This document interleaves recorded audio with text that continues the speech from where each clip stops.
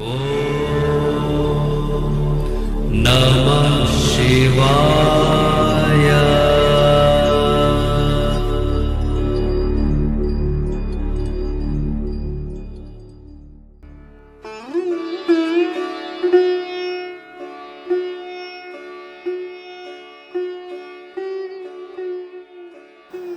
ओम नमः शिवाय।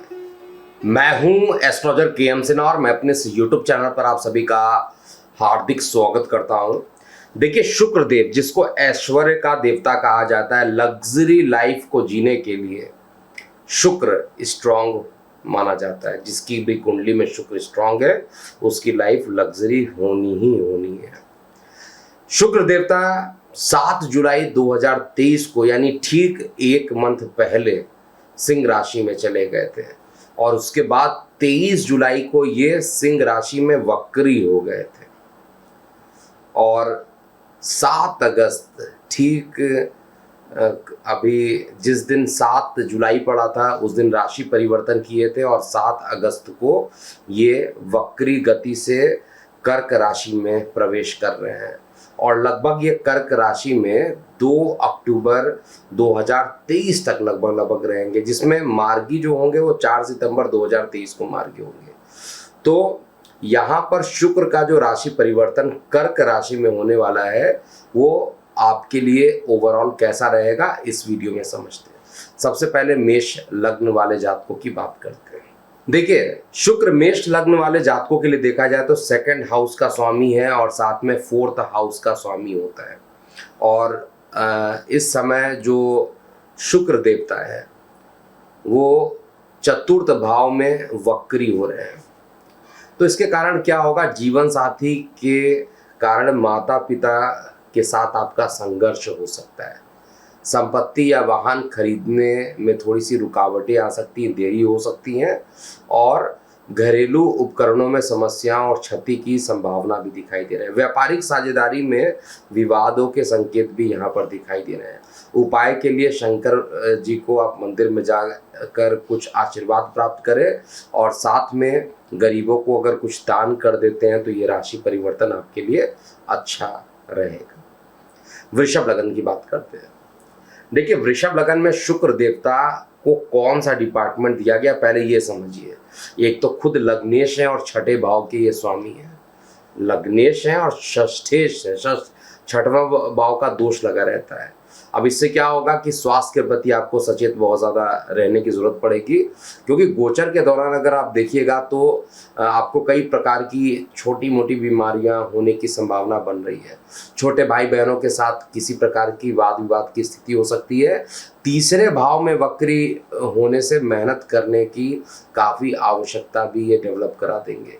बेवजह जो है छोटी मोटी यात्राएं भी हो सकती है, धन और समय दोनों बर्बाद हो सकता है। इसलिए विष्णु सहस्त्र नाम का अगर आप पाठ करते हैं तो आपके लिए अच्छा रहेगा। मिथुन लग्न की बात करते हैं। देखिए, शुक्र जो है मिथुन लग्न में 5म भाव और द्वादश भाव का मालिक होता है। गोचर के दौरान योजनाओं का आपको कुछ बदलाव करना पड़ सकता है, यानी प्लान बी को लेकर आप जो चल रहे थे वो आपको यहाँ पर लगभग करना पड़ सकता है किसी ना किसी कारणवश।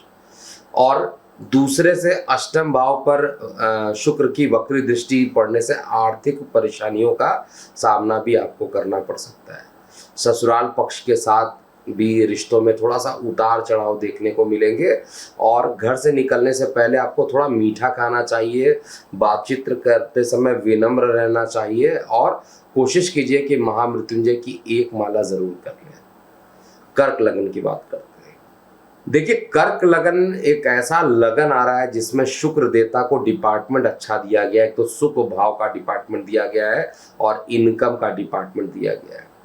अब ये जब गोचर कर रहे हैं, क्योंकि आपके लगन में ही ये गोचर कर रहे हैं, तो निश्चित रूप से इनकम को बढ़ाने का तो ये काम करेंगे, जिसमें कोई डाउट मुझे नहीं दिखाई दे रहा है। और आपके व्यक्तित्व और व्यवहार में कहा जाए कुछ परिवर्तन ये ला सकते हैं। आपको अपनी माँ से कुछ सहायता लेना हो सही ढंग से काम करने के लिए, ताकि कोई गलतफहमी ना हो। धन के खर्चों से आपको बचना चाहिए। निवेश के फैसले पर बहुत ज़्यादा ध्यान देना चाहिए। वैवाहिक जीवन में समस्याओं के लिए तैयार रहना चाहिए और दुर्गा कवच का अगर आप पाठ करते हैं तो आपके लिए अच्छा रहेगा। सिंह लग्न की बात करते हैं। देखिए शुक्र सिंह लग्न में कहा जाए तो शुक्र का स्थान क्या दिया गया है? सिंह लग्न में शुक्र को 3rd हाउस दिया गया, 10th हाउस दिया गया है। विदेश जाने या स्थानांतरण की योजना पर दोबारा आपको विचार करना पड़ सकता है, खर्च की अधिकता बढ़ सकती है। आधिकारिक कामों के चलते यात्राएं जरूर हो सकती है और इस समय उधार देने से आपको बचना चाहिए, सावधान रहना चाहिए। छोटे भाई बहनों के स्वास्थ्य को लेकर कुछ परेशानी अकस्मात उत्पन्न हो सकती है। अनैतिक तरीके से कोई कार्य करने से बचना चाहिए। नौकरी व्यवसाय में उन्नति की संभावना है। दारिद्र्य दुख दहनाए नमः शिवाय का आपको पाठ करना चाहिए। अब हम बात करते हैं कन्या लग्न के लिए। देखिए दूसरे और भाग्य भाव के मालिक कन्या लग्न में बन जाते हैं तो इस समय किसी प्रकार के बड़े आर्थिक जोखिम से आपको एकदम बचकर रहना चाहिए। एकादश भाव में रहकर गलत तरीके से आपको मतलब कुछ ना कुछ बेवजह लोगों के गलत व्यवहार के कारण आपको परेशानी हो सकती है, लेकिन पेशेंस आपको रखना चाहिए। सच्चे मित्र और शुभ चिंतकों का इस समय सहारा लेना चाहिए, जिससे आपको आगे थोड़ा पॉजिटिव रिजल्ट मिलेगा और साथ में स्वास्थ्य संबंधित समस्याएं जो रहेंगी उनका भी सामना आपको इस राशि परिवर्तन के कारण हो सकता है। परिवार के किसी करीबी के साथ वाद विवाद होने के संकेत दिख रहे हैं। शिक्षा, प्रेम संबंध और संतान के मामले में भी कुछ परेशानियां हो सकती है। केवल एक ही उपाय करें कि गणेश जी की आराधना करें और उन्हें कुछ मीठा फल अगर अर्पित करते हैं तो आपके लिए काफी अच्छा रहेगा। अब हम बात करते हैं तुला लग्न वाले जातकों के लिए इसका क्या प्रभाव होगा। देखिए लग्नेश भी हैं और अष्टमेश भी हैं, दशम भाव में वक्री हो रहे हैं। तो दशम भाव के वक्री होने से आपका जो स्वास्थ्य रहेगा उसके प्रति आपको बहुत ज्यादा सचेत रहना चाहिए।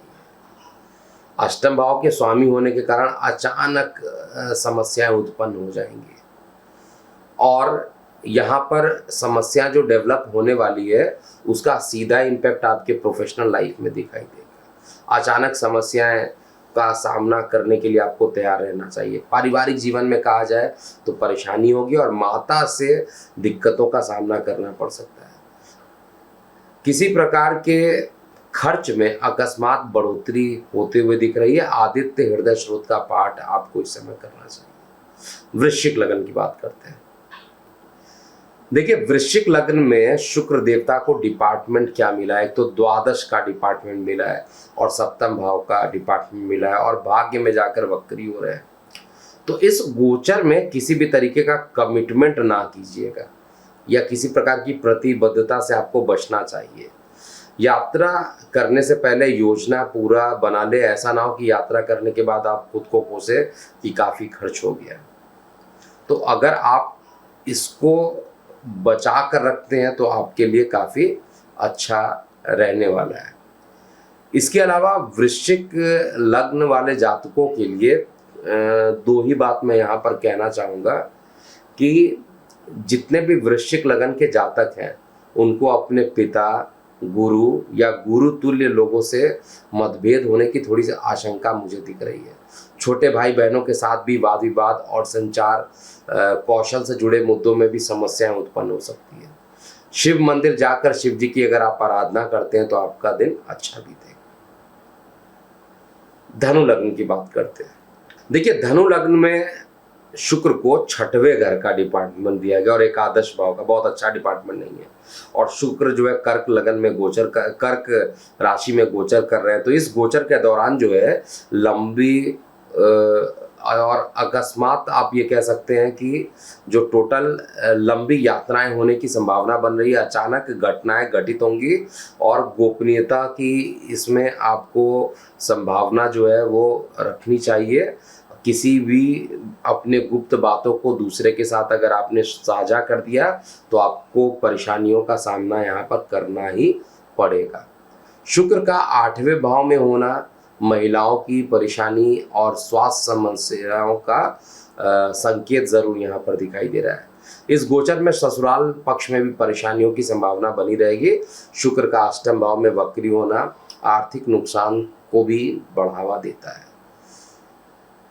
यहाँ पर एक दूसरे पर विश्वास रखना आपको ज़्यादा ज़रूरी है और वाणी को बहुत संयमित रखिए और खर्च करते समय बचत पर भी बहुत ज़्यादा ध्यान दीजिए, नहीं तो परेशानी होगी। शिवलिंग पर सफ़ेद रंग की वस्तुओं का दान कीजिए, जैसे दुग्ध हो गया, पुष्प हो गया, जिससे कि आपकी परेशानी जो रहेगी इस दौरान कम से कम रहेगी। अब हम मकर लगन की बात करते हैं। देखिए, मकर लगन वाले जातकों के लिए शुक्र को पंचम और दशम भाव का स्वामी बनाया गया, जो कि दोनों ही अच्छा है। सातवें भाव विवाह, जीवन साथी और व्यावसायिक साझेदारी में ये वक्री हो रहे हैं। तो प्रेम में जुड़े जातकों के लिए विवाह के फैसलों के लिए समस्याएं थोड़ी बहुत उत्पन्न हो सकती है। हो सकता है परिवार में आपको विरोध भी देखने को मिले। विवाहित जोड़ों के लिए साथी के साथ भावुक स्वभाव के कारण कुछ चुनौतियों का सामना करना पड़ सकता है, कुछ चैलेंजेस आ सकते हैं। विद्यार्थियों के लिए कहा जाए तो भावनात्मक समस्याएं रहेंगी और सफलता होने की संभावना यहाँ पर दिख रही है। डिलीवरी में भी संभावना या डिप्रेशन की संभावना काफ़ी ज़्यादा चार्ट में दिख रहा है। व्यावसायिक साझेदारी करने वालों के लिए कुछ थोड़ा चैलेंजिंग टाइम अभी भी हो सकता है, लेकिन जो लोग बिजनेस में है वो किसी ना किसी तरीके से आप उपाय करके अपने बिजनेस को आगे बढ़ाएंगे। चैलेंजेस तो रहेंगे, लेकिन फिर भी आप अच्छे तरीके से उसको निभा पाइएगा, पॉजिटिव तरीके से उसको अपने पक्ष में कर पाइएगा। इसके लिए ओम नमो भगवते वासुदेवाय नामक 12 अक्षर मंत्र का आपको जाप करना चाहिए। कुंभ लग्न की बात करते हैं। देखिए, कुंभ लग्न वाले जातकों के लिए शुक्र जो होते हैं चतुर्थ भाव के और नवम भाव के स्वामी होते हैं। वर्तमान में नवम भाव में ये वक्री हो रहे हैं। शुक्र मकर लगन के जातकों के लिए भी योग कारक होता है और आपके लिए भी होता है। तो माता पिता के साथ थोड़ा विरोध होना, असहमति होना, वाद विवाद की संभावना होना और इस समय आपको स्वास्थ्य संबंधित परेशानियां भी हो सकती है। विद्यार्थियों के लिए भी थोड़ा असफल होने के कारण मानसिक तनाव रहेगा। 12वें भाव पर शुक्र की दृष्टि होने से खर्च जो होगा लग्जरी के लिए बढ़ेगा और अगर लग्जरी के लिए नहीं बढ़ेगा तो मेडिकल या यात्राओं के संदर्भ में खर्च आपका बढ़कर ही रहेगा। इस दौरान 5 टाइप के अनाज को मिलाकर पक्षियों को खिलाते हैं तो आपके लिए श्रेष्ठ रहने वाला है। अब हम अंतिम लग्न अर्थात मीन लग्न की बात करते हैं। देखिए, शुक्र देवता मीन लग्न में तीसरे भाव और अष्टम भाव के स्वामी माने जाते हैं। बहुत अच्छा नहीं होता है, मारक कहलाते हैं। तो गोचर के दौरान जो शुक्र है प्रेम संबंध, शिक्षा, इन सभी चीज़ों में वक्री होने वाले, पंचम भाव में वक्री होने वाले हैं। तो बच्चों के साथ जुड़ने का अवसर यहाँ पर मिलेगा, लेकिन समस्याओं का आपको सामना करना पड़ सकता है। संतान को कुछ ना कुछ स्वास्थ्य संबंधित परेशानी इस समय हो सकती है और कोशिश कीजिए कि इस समय कोई भी काम करना हो, विशेष रूप से अध्ययन से संबंधित कोई काम करना हो तो उसमें बहुत ज़्यादा सावधानी रखना चाहिए। जीवन साथी के साथ कोई गलतफहमी ना हो, इसके लिए भी आपको ध्यान देना चाहिए। शिक्षा क्षेत्र में इमोशनल रूप से उतार चढ़ाव यहाँ पर काफ़ी उत्पन्न हो सकता है, विशेष रूप से उन विद्यार्थी वर्गों के लिए जो कि शोध कर रहे हैं, रिसर्च डेवलपमेंट कर रहे हैं, पीएचडी कर रहे हैं। आपके एकादश भाव पर शुक्र की दृष्टि जो पड़ रही है उससे आर्थिक जोखिम जो है उसकी संभावना थोड़ी सी बढ़ती है। खासकर शेयर सट्टा लॉटरी वाले जो लोग इन्वॉल्व होते हैं उनके लिए थोड़ी सी परेशानी हो सकती है। आपको विष्णु सहस्त्र नाम का अगर आप पाठ करते हैं तो शुक्र का ये राशि परिवर्तन आपके लिए श्रेष्ठ हो सकता है। तो ये था पूरा मेष से लेकर मीन लग्न वाले जातकों के लिए शुक्र का राशि परिवर्तन, जो कि इस बार वक्री हो रहे हैं और वक्री होकर कर्क में जा रहे हैं। तो इसका प्रत्येक लग्न पर क्या प्रभाव होगा ऑलरेडी बताया गया। आप अपनी प्रतिक्रियाएं कमेंट सेक्शन में लिख सकते हैं। अभी के लिए इतना ही। मैं हूं एस्ट्रोलॉजर के एम सिन्हा। ओम नमः शिवाय।